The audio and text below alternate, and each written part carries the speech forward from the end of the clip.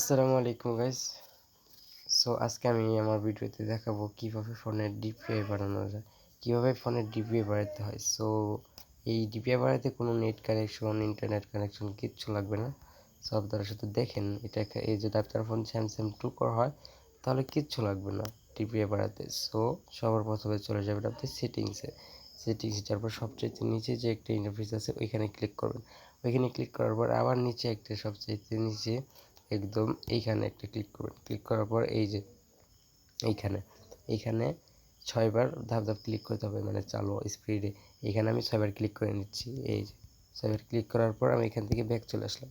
Back চলে আসার পরে এই যে এখানে 3 নম্বর লাইনটা আমি ক্লিক করলাম। ক্লিক করার পর ডিপি আপনারা আস্তে আস্তে উঁচু করবেন। উঁচু করতে করতে দেখবেন ডিপিআই চলে আসছে। এই যে এখানে অরিজিনালটা হচ্ছে এই 360।